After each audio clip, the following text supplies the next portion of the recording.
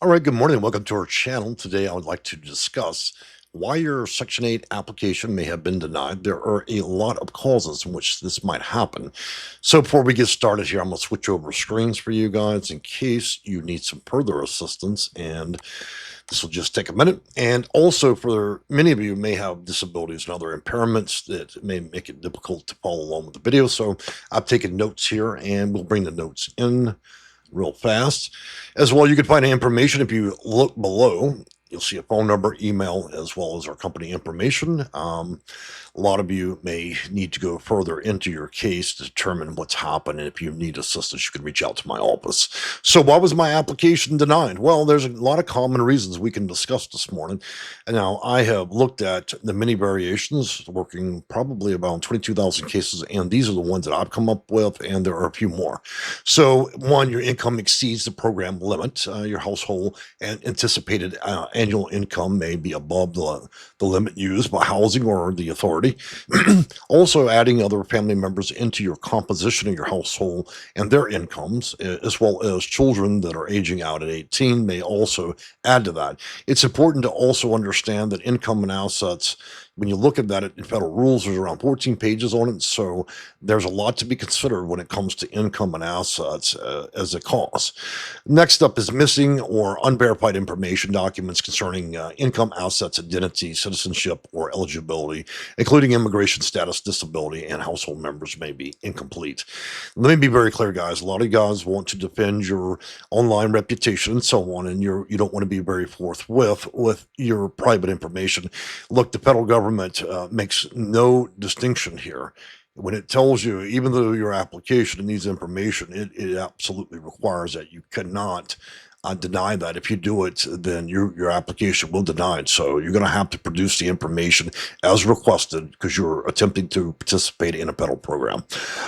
You missed a deadline or appointment. Now, that's a difficult and very contentious subject matter. Look, guys, housing authorities aren't always very well managed. And so I'm going to give you some simple advice. If you're going to deal with a housing authority and there are a lot of cases where people miss notices and so on, I would simply request an accommodation through the PHA that all communications go through email to avert them sending notifications through the mail that you may or may not ever receive. Okay, that happens more often than you might imagine. So an accommodation requesting strictly email communications may be able to eliminate that if you actually check your email on occasion. Moving on there, number four, the housing authority could not contact you. Again, that goes back to the same thing as mail. Housing authorities have been known for a long time to contact people, and many of you have call restrictions and you want to go through Google Voice and many things.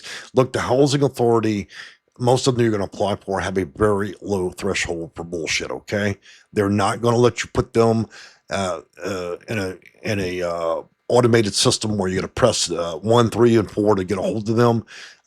They're going to call one time, and if you decide you're not going to answer and you keep your phone off a lot, then you will lose your opportunity. They're simply they have no patience for that.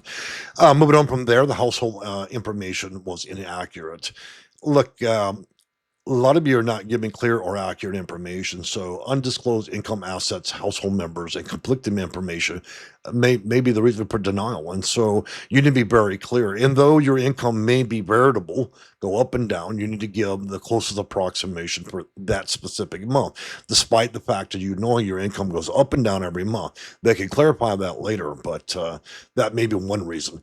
Criminal history and restrictions. Certain criminal activity can lead to denial. However, not every arrest and conviction automatically disqualifies somebody. Let's be very clear. If you're an SO or sex offender or anybody in your composition as you will be denied.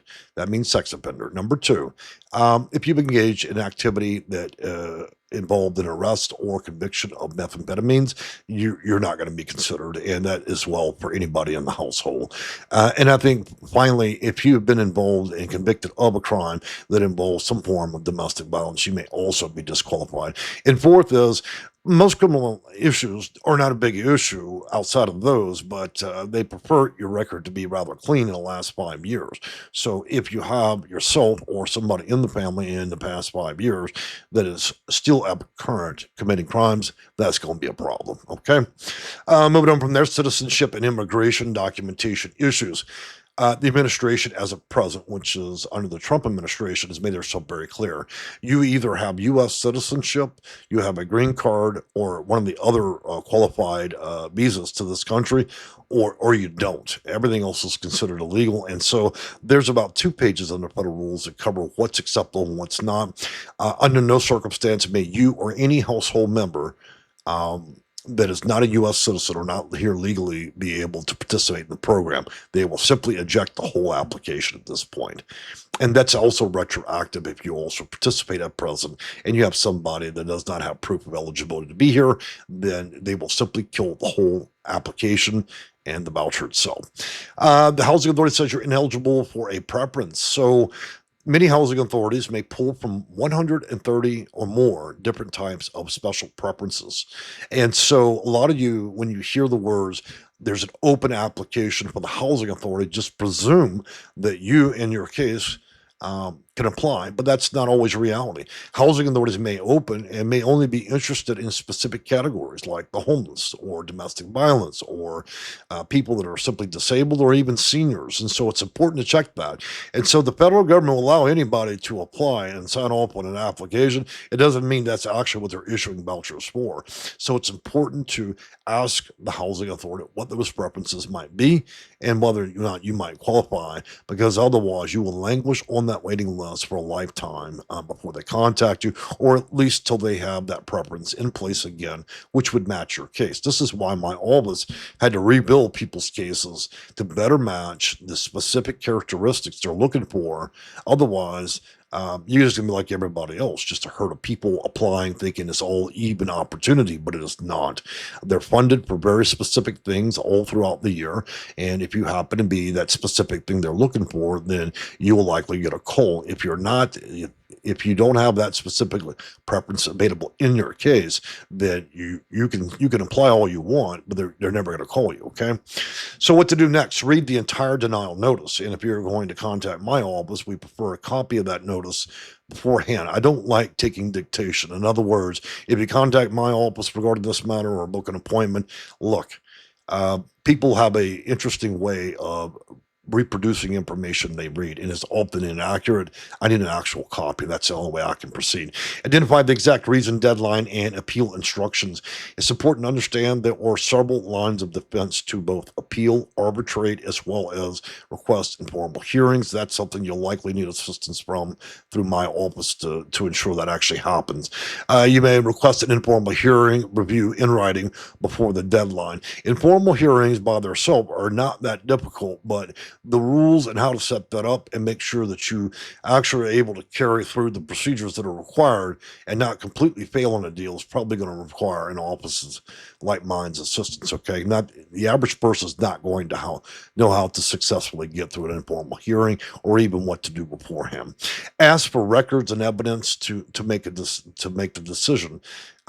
You need compelling evidence, and if you don't know how to get compelling evidence from them and also produce it, then again, you're in a circumstance where you need to learn how to do that. Gather documents that are correct and explain the problem, and that goes back into having and preparing your case properly. And you've got really only 2 options in the market. Well, there's 3. There's you trying to do it with little knowledge. You can do it with a consultant at a great less cost, or you can deal with an attorney at around 100 to 200 an hour. Okay, so in my opinion, I'm always going to advocate for the cheaper option.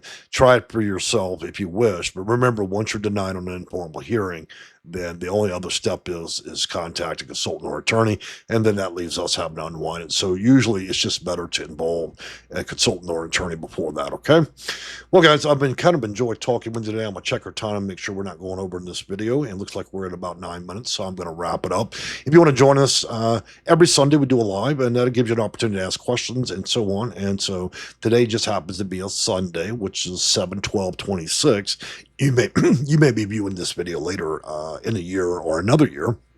But if you wish, again, our information is below, the phone number, email, and address just below me. And we look forward to hearing from you guys. And if you'd like to comment and let us know what's going on with your case, we'd love to hear from you. All right. Thank you and goodbye.